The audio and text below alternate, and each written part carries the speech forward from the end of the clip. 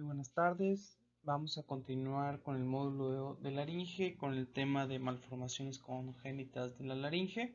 Iniciamos con la laringomalacia, que es de las patologías patologías congénitas que causan estridor más comunes en la población pediátrica.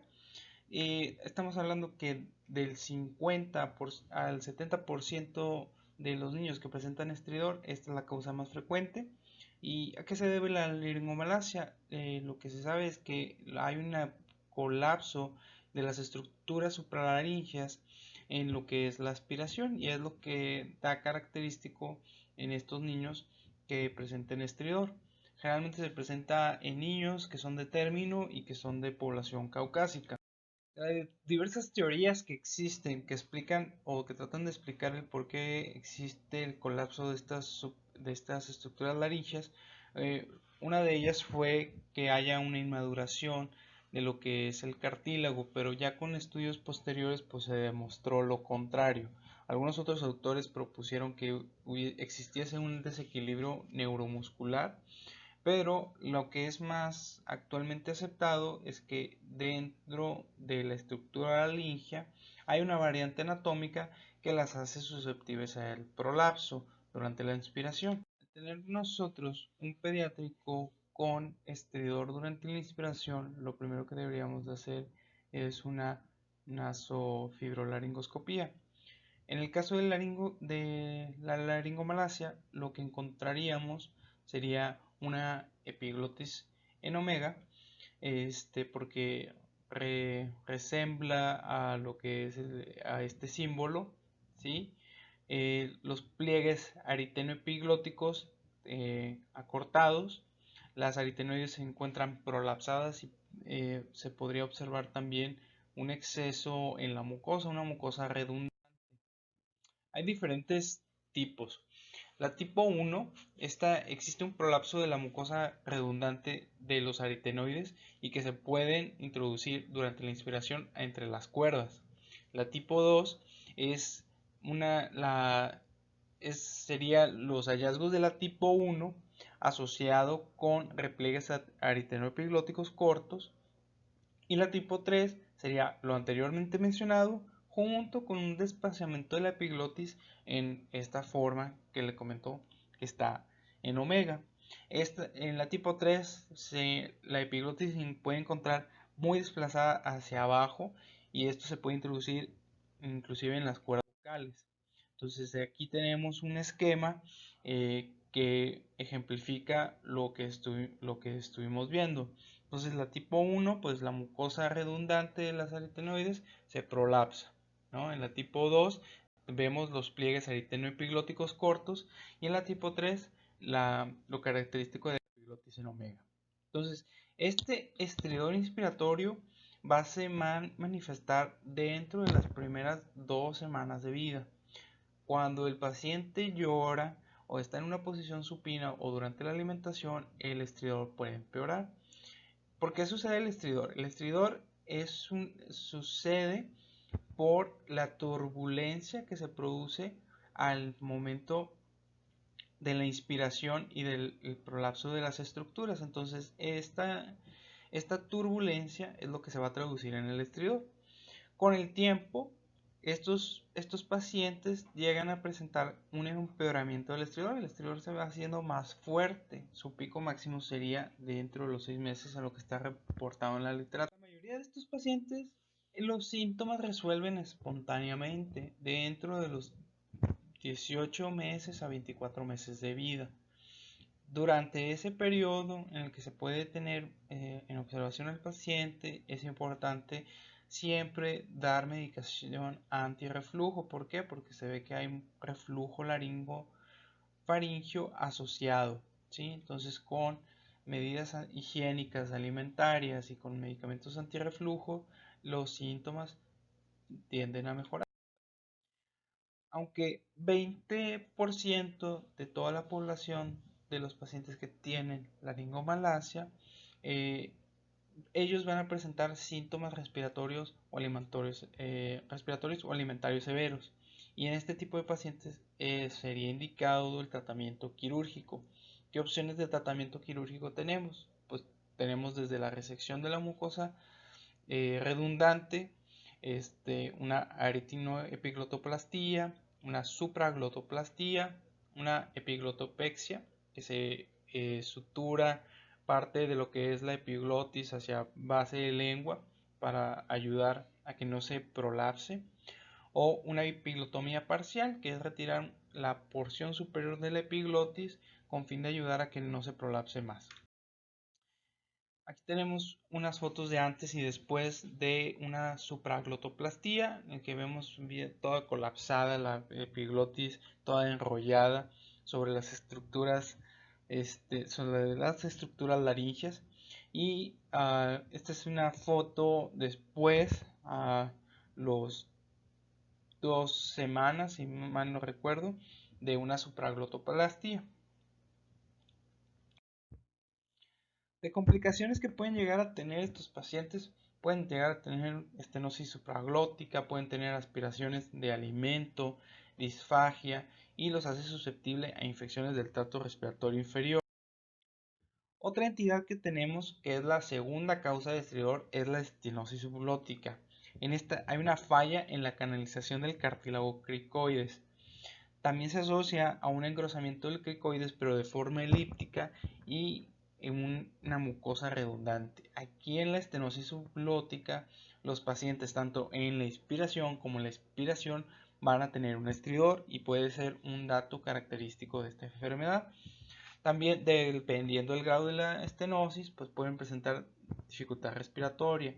Algunos autores lo refieren como si un paciente tuviera CRUPS recurrentes. Entonces, esos datos clínicos nos pueden ayudar a orientarnos en esta parte. El diagnóstico lo haríamos por medio de la laringoscopía, donde visualizaríamos más que nada a los lados de la laringe una disminución del calibre, ¿sí? Ya que si nosotros checamos de forma de anterior a posterior, puede llegar a pasar desapercibida.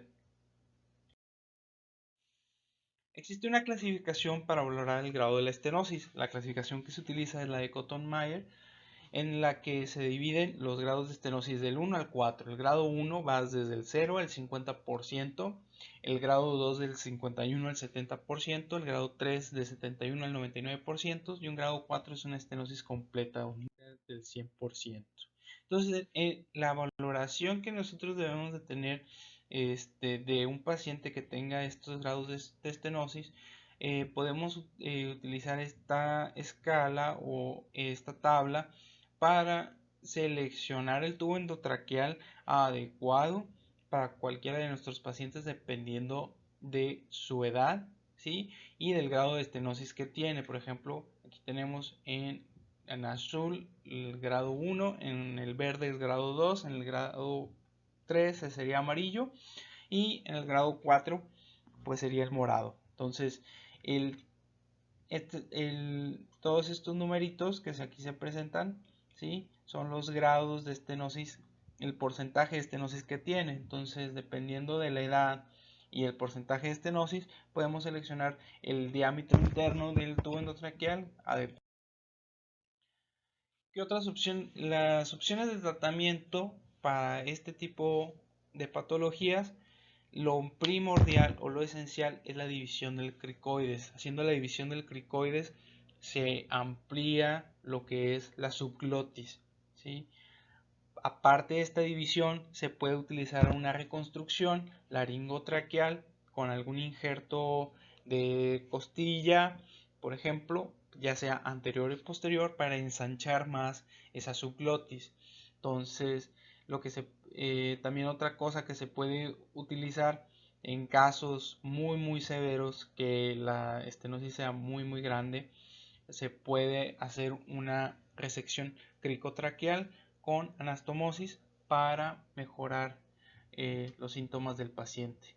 Una vez, por ejemplo, si hacemos una división del cricoides o reconstrucción laringotraqueal, lo adecuado es de que estos pacientes en las primeras semanas se estén canulados, o sea, que tengan una cánula endotraqueal, ¿sí? Por unos 4 o 7 días, con esto para que la cicatrización no sea de forma circunfleja, y que no vuelva a estenosar lo que acabamos de reparar. Entonces estos pacientes, aparte de eso, de utilizar esa cánula, también están con manejo de esteroides que ayudan también a disminuir la cicatrización. Y pues aquí tendríamos una reconstrucción una reconstrucción laringotraqueal en la que se está utilizando un injerto de costilla de forma anterior para ampliar la subglotis, ¿sí? Y en este caso sería también anterior y posterior. No se llega a ver muy bien el posterior, pero esta sería la porción posterior y esta sería la porción anterior en una reconstrucción. No todos los pacientes son candidatos a esta cirugía. ¿Qué necesitamos para que un paciente sea candidato? Un peso mayor a 1500 gramos, que el paciente tenga una adecuada reserva pulmonar sin ventilación mecánica por al menos 10 días, el requerimiento de oxígeno sea menor al 30%, que no haya historia de compromiso cardíaco, hipertensión o de infección respiratoria. Pasando a otra patología, la parálisis vocal. Esta es la tercera causa más frecuente de estridor. Puede ser unilateral o bilateral. En los casos de que la parálisis sea bilateral, hay que descartar algunas otras malformaciones cerebrales, por ejemplo, el mielomeningocele o la enfermedad o el síndrome de Arnold-Chiari o la hidrocefalia. ¿Okay? Entonces, es importante recordar esto cuando estemos en un caso de una parálisis bilateral. Pedir una resonancia para ver cómo está las amígdalas cerebelosas, si hay herniación, si hay datos de cráneo hipertensivo, o pueden llegar a ser secundarias si es a causa de la reparación de una fístula traqueoesofágica o alguna cirugía de cuello o cardíaca. Y pues los daños también se puede provocar una parálisis vocal, ya sea por un daño externo, por algún estrangulamiento, por algún accidente automovilístico, o un daño interno, el ejemplo más común es la intubación orotraqueal prolongada. Si llega a ser bilateral la parálisis, lo que la clínica sería un estridor inspiratorio en un tono agudo. Si en los casos unilaterales los síntomas suelen ser más sutiles, pueden llegar a presentar tos, ahogo, aspiraciones, una voz respiratoria o un llanto débil. ¿Okay? Pues obviamente para hacer el diagnóstico, pues hacemos una nasofibrolaringoscopía, ¿sí? Aparte, algunos centros de Estados Unidos, por ejemplo, utilizan lo que es el ultrasonido y también se revisa o se realizan endoscopías de la vía aérea baja. En lo que es la parálisis cordal, esta puede resolver de forma espontánea, puede resolver entre un periodo de 6 a 24 meses. Si durante los primeros 2 o 3 años no hay una resolución, ya las posibilidades ya se vuelven muy remotas. Generalmente el manejo llega a ser conservador en los niños con una parálisis unilateral y un 50% de los casos de las bilaterales también se pueden manejar de forma conservadora. En caso de que no se pueda un manejo conservador, se puede utilizar un tratamiento quirúrgico, se puede utilizar una traqueostomía que asegura la vía aérea, se puede utilizar una reconstrucción laringotraqueal como ya habíamos visto anteriormente, se puede expandir también la vía aérea con una aritenoidectomía, una cordectomía o una lateralización con sutura, o en casos muy raros se puede utilizar también medialización de la cuerda vocal. Otra de las patologías que vamos a ver son los quistes saculares. Los quistes saculares es una bolsa que surge del ventrículo laringio en su porción terminal anterior. Esta puede estar llena de aire o de moco, puede ser congénito o puede ser adquirido. El quiste está aislado de lo que es la luz laringea y en el caso de los quistes no está llena de aire, a diferencia más adelante vamos a ver con el laringocele. Pueden llegar a ser secundarios a una falla en el desarrollo causada por inflamación, trauma u otras lesiones. Eh, el autor de Santos las llegó a dividir en laterales, ¿sí? Que se extienden posterior o superiormente al pliegue aritenoepiglótico y a la cuerda falsa, o pueden llegar a ser anteriores, que se extiende medial y posteriormente a la luz laringea.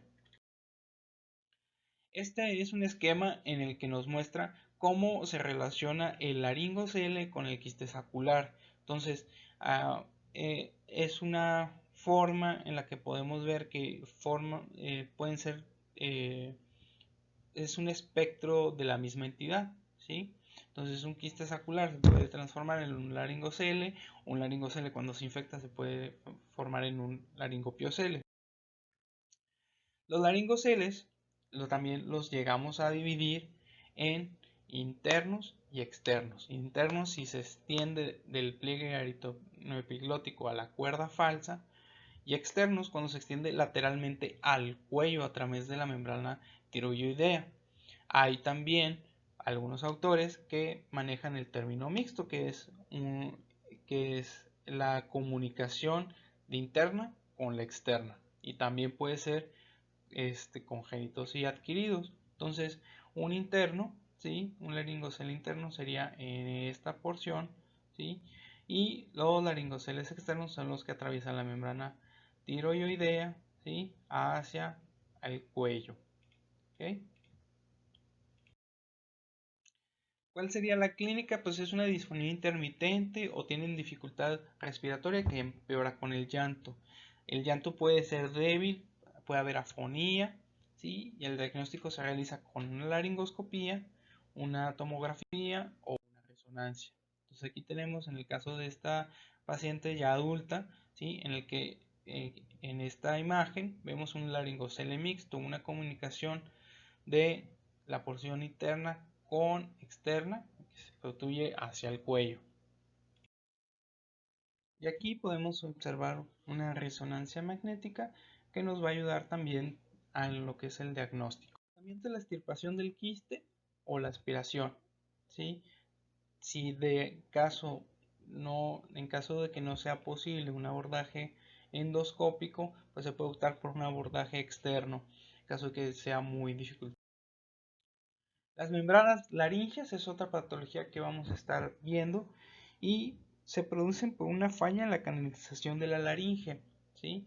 La mayoría de las membranas laringeas son glóticas, pero se pueden extender a la subglotis, ¿sí? Los niños pueden llegar a tener síntomas muy variados que van desde la disfonía a la afonía, y algo característico es que tienen una voz de alta frecuencia, o sea, muy aguda. Las membranas generalmente son posteriores y se deben a un proceso de cicatrización, puede ser por una intubación orotraqueal prolongada.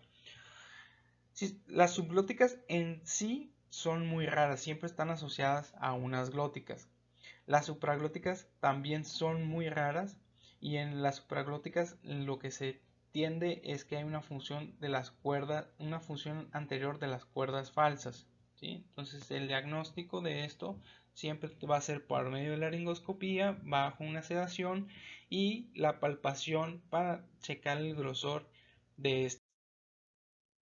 Entonces siempre también vamos a valorar el grado de obstrucción. Entonces esta varía mucho de la clasificación. Por ejemplo, ya habíamos visto la clasificación de las estenosis subglóticas. Ahora vamos a ver la clasificación de Cohen para las membranas laringeas. Entonces esta también va del 1 al 4, siendo el 1 menores al 35%, la 2 del 30 al 50% de obstrucción, la 3 del 50 al 75% y la 4 del 75 al 90%. Entonces aquí vemos diferentes imágenes que valoran el grado de obstrucción por las membranas laringeas. El tratamiento en las tipo 1 suele ser conservador, o se puede utilizar alguna incisión y una dilatación con balón y con seguimientos periódicos. En la tipo 2 es de ley que se va con incisión y dilatación de varias sesiones, ¿sí? ¿Y cómo son estas incisiones? Generalmente, si nosotros recordamos, la cicatrización que se produce en la laringe es circunfleja, Entonces lo que se hace es hacer incisiones en forma de cruz que pueden ayudar en forma de cruz, y con la dilatación va a haber una cicatrización más homogénea y ya no tan circunscrita.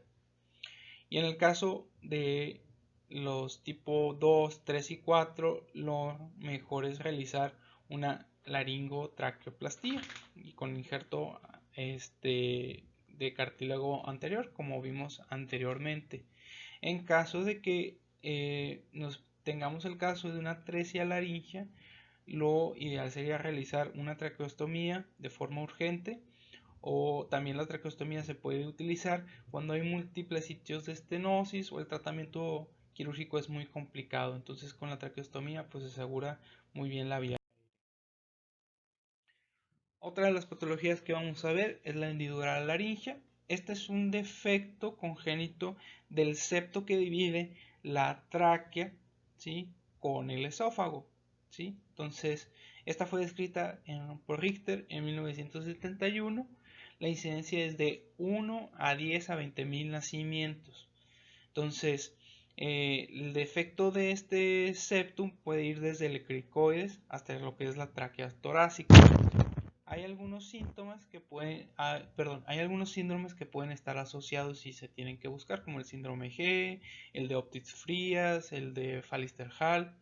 Entonces, es bien importante checar todo eso, porque también, aparte de que pueda haber el defecto en el septum, también puede haber fístulas traqueoesofágicas, malformaciones cardíacas, anormalidades geniturinarias como las hipospadias también se pueden presentar en pacientes que tengan. De los síntomas, pues va a haber aspiración, dificultad respiratoria, tos, ahogamiento, llanto débil y también el estridor inspiratorio por el colapso de la supraglotis.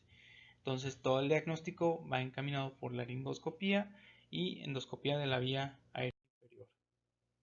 De las hendiduras también las podemos clasificar del tipo 1 hasta la 4. En la tipo 1, la hendidura solamente se extiende debajo de las cuerdas vocales, el cricoides está respetado. En la tipo 2, la hendidura ya atraviesa el cricoides, pero no toda su longitud. En la tipo 3 ya se puede extender la hendidura hasta la tráquea cervical, y la tipo 4 pues, puede llegar hasta la toda la tráquea torácica, inclusive la caries. En este caso vemos una imagen, esta, ¿sí? Esta sería de una hendidura tipo 2 y esta de acá una tipo 3.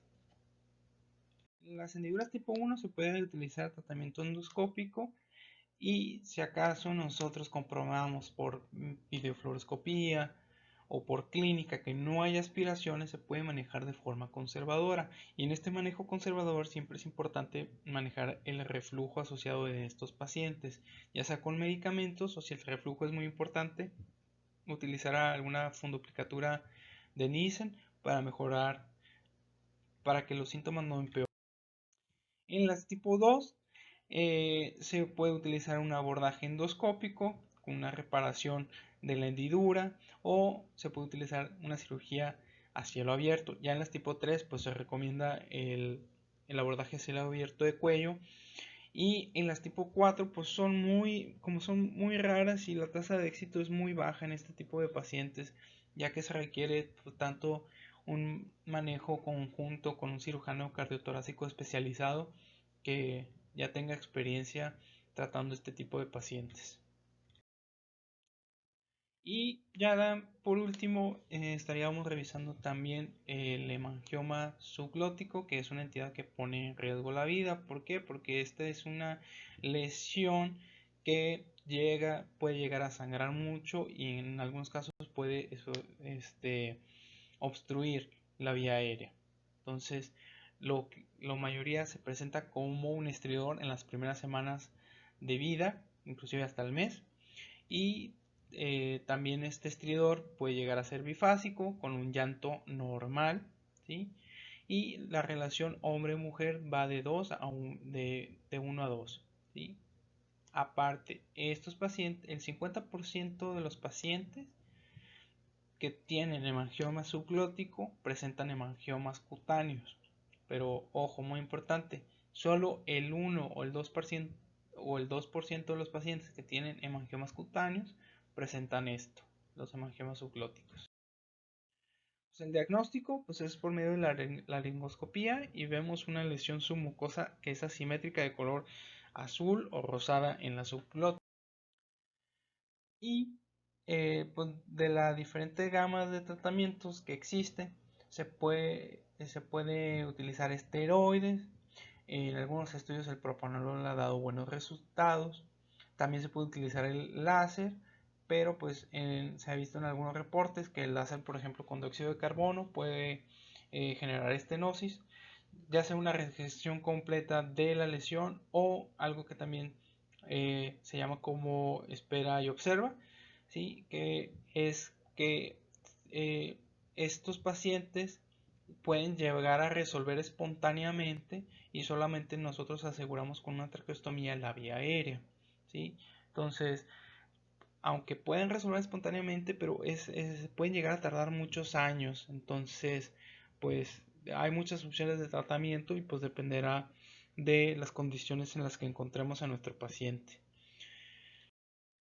Y pues esta es la bibliografía que utilicé para hacer la clase. Fue un tema corto. Y espero que les haya gustado y pues espero sus comentarios. Y bueno, pues aquí dejo las preguntas relacionadas al tema que nos van a ayudar para repasar todo lo que ya aprendimos.